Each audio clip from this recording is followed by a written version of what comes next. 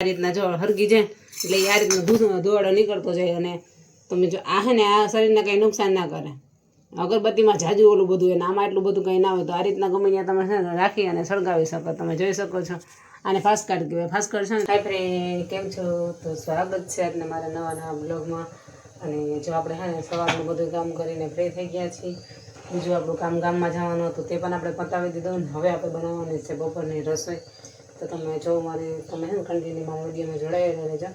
કારણ કે જો આજે છે ને મારે આખા ઘરનું જે રૂટીન કામ છે ને તમારી જોડે શેર કરવાનું છે. અને ઘણા લોકો એમ કે ભાઈ તું તો ઘરે ને ઘર હોય તારે શું કામ હોય. તો આપણે ઘરે ઘર નથી હોતા, આપણે ભેગું બધુંય કામ હોય.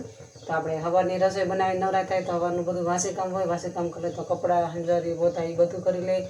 પ્લસ આપણે બહારનું કંઈ કામ હોય તો એ પણ આપણે કમ્પ્લીટ કરી લઈએ. પછી આપણે બપોરની બધી ઉપાધિ કરવાની હોય કે આવા આટલા વાગી ગયા, હમણાં ઓલા જમવા આવશે.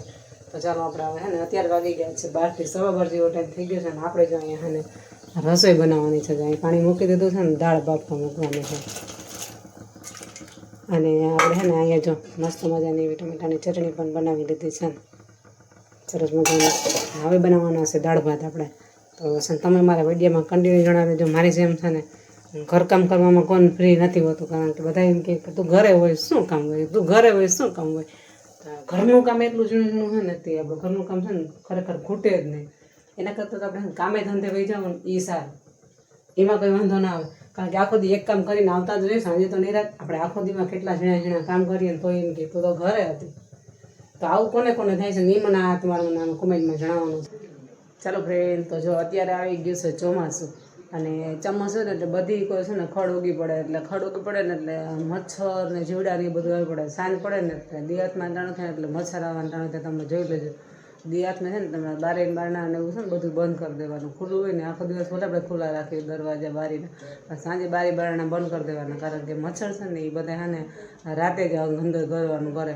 તો એના માટે તમારે છે ને ઘણા લોકો ધુવાડો કરતા હોય, ઘણા લોકો મચ્છર અગરબત્તી સળગાવતા હોય. એવું બધું કરીને મચ્છર બગાડતા હોય છે ને તમારે એ બધું છે ને ધુવાડો જો કે કોઈને એલર્જી હોય તો ગળામાં બેસી જાય તો એનાથી પણ શરીરને નુકસાન થાય. પ્લસ કે તમે જે મચ્છરની અગરબત્તી લઈ આવો એ પણ ઘણાને છે ને વાસને બધું બેસી જાય, એને એલર્જી હોય તો એ પણ તમે ના. તો આપણે છે ને અત્યારે ફાસ્ટ કાર્ડ લીધું છે. જે આ ફાસ્ટ કાર્ડ છે ને એનાથી કાંઈ નુકસાન નથી થતું. અને આનાથી આસાનીથી મચ્છર છે ને ભાગી જાય છે આ તમે સળગાવો ને એટલે. તો એના માટે તમે છે ને હું તો બંને દાવ તેમ કહું કે તમે આનો જ ઉપયોગ કરો ફાસ્ટ કાર્ડનો. ફાસ્ટ કાર્ડ છે ને તમે એકવાર સળગાવી અને રાખી દેજો. તો તમારા ઘરમાં ગમે ત્યાં મચ્છર હશે ને ફટોફટ બધા બહાર નીકળવામાં. અથવા તો રૂમ બંધ કરી અને આ સળગાવવાનું તો મચ્છર બધા ફટોફટ મરવા પણ મળશે. અને ખુલ્લા હશે ને તો ઓટોમેટિક બહાર પણ નીકળવા મળશે. એટલા માટે હું કહું છું કે જે કોઈને છે ને અગરબત્તી અને એની જગ્યાએ છે ને આ વાપરો અગરબત્તીની જગ્યાએ. અગરબત્તી હજી આપણને માણસને નુકસાન કરશે. ગળામાં બેસી જાય, ઘણી એલર્જી હોય તો એની વાસ કોઈ ના ગમતી હોય. મને ખુદને જે અગરબત્તીની વાસ ના ગમે. કારણ કે આપણે ઓલી અગરબત્તી કરીને એની જો સુગંધ આવે ને તો મને ના ગમે. કારણ કે મને એનાથી માથું ચડે. એટલા માટે આપણે જો અત્યારે મચ્છરને માણવા માટેનો ઉપયોગ કરી લીધો છે તમે જો. તો હાલો આપણે કઈ રીતના સળગાવીએ ને એ તમને હું કહું આમાંથી કઈ રીતના આ રીતના હા અંદરથી આ રહ્યું ને કાગળ એ કાઢી લેવાનું. પછી કઈ રીતના એને સળગાવવાનું એ પણ તમને આગળ બતાવું છું. તો તમે જોડાયેલા રહેજો. તો આપણે છે ને આ રીતના ડીશ લઈ લીધી ને એમાં જો ફાસ્ટ કાર્ડ આ રીતના બેવડું વારીને રાખી દેવાનું. પછી આપણે ગમે એક સાઈડથી છે ને એને સળગાવવાનું.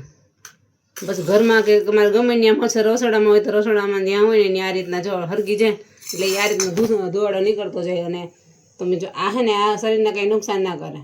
અગરબત્તીમાં જાજુ ઓલું બધું એને આમાં એટલું બધું કંઈ ના હોય તો આ રીતના ગમે ત્યાં તમે છે ને રાખી અને સળગાવી શકો. તમે જોઈ શકો છો આને ફાસ્ટ કાર્ડ કહેવાય. ફાસ્ટ કાર્ડ છે ને તમને કેટલાય બધા પણ મળી શકે છે. અને આને કોઈ નુકસાન નથી. આનાથી તમે મચ્છર છે ને આસાનીથી ભાગવા મળે છે. તો આ રીતના બધું સળગતું જાય. આ રીતના આખું પેકિંગ જ આમાંથી કાઢીને સળગાવવાનું. જો ઘડીકમાં તો સળગી જશે ને એનો ધુવાડો પણ આખા ઘરમાં થઈ જશે. તો મારે અત્યારે જો મચ્છર ભગાડવો તો મેં આ જ નુસ્ખો અપનાવ્યો છે. તમે જરૂરથી આ રીતના ટ્રાય કરજો. પછી તમે કહેજો કે ના આ વાત સાચી છે એમ. ચાલો ભાઈ, તો અત્યારે જો અમે છે ને પાણીપુરીનો નાસ્તો છે ને કરી રહ્યા છીએ. તમે જોઈ શકો છો. તો અમને છે ને પાણીપુરી દેખતા મોઢામાં પાણી આવી ગયું છે. તમને ખાવાની ઈચ્છા થતી હોય તો તમે આવી શકો છો.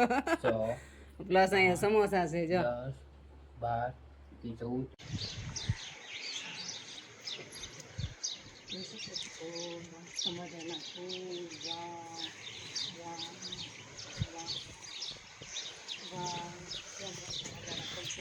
આ તમને પણ તમારે મને નામ છે ને કોમેન્ટમાં જણાવવાનું છે.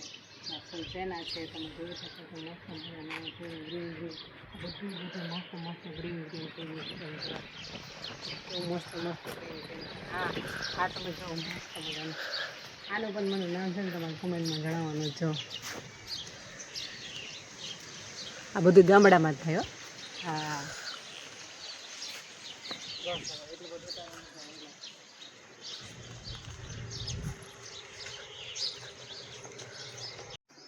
હાય ફ્રેન્ડ, તમે જોઈ શકો છો તમને મસ્ત મજાનો જો ગ્રીન અને જાંબલી બે કલર દેખાય છે. કેવા દેખાય છે તમે કહો. આ શેના ફૂલ છે તમારે મને કોમેન્ટમાં જણાવવાનું છે. જો મસ્ત મજાના એવા ફૂલ આવ્યા છે અને ફૂલે પણ કેવું મસ્ત છે. તમે જો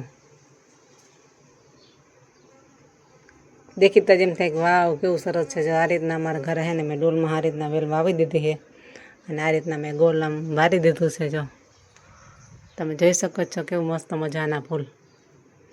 તો આ ફૂલને શું કહેવાય તમારે જે મને કોમેન્ટમાં જણાવવાનું છે મિત્રો.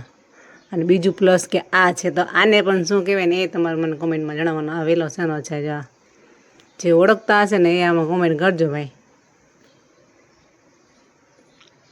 બીજાને મને તો ફૂલ બહુ ગયું. કેવા મસ્ત મસ્ત ફૂલ છે. વાવ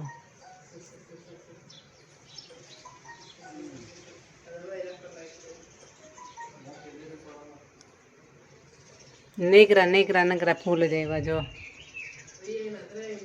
આ ફૂલ બહુ જ હેલ્થ માટે ઉપયોગી છે. અને ચા બનાવીને તમે પી શકો છો. પણ તમારે આનું મને નામ કોમેન્ટમાં જણાવવાનું છે મિત્રો બધાને. ચાનું ભરેલા રીંગણાનું શાક બનાવીએ છીએ. જો તો છે ને વધારે પડતા અમારા ઘરમાં ભરેલા વધારે, કારણ કે અમે ભરેલા રીંગણા, ભરેલો ભીંડો એવું બધું શાક અમે છે ને બહુ બનાવીએ છીએ. તમે જોઈ શકો છો. તો અત્યારમાં આપણે ટિફિનની તૈયારી થઈ ગઈ છે. જો રોટલી તો પહેલાં બનાવી લીધી હોય, હવે શાક બનાવવાનું છે. તો તમે જોઈ શકો છો, કારણ કે મેં આજે ભરેલા રીંગણાનું શાક કર્યું એટલે મને એમ થયું કે લાવો મારા મિત્રોને શેર કરી દઈએ.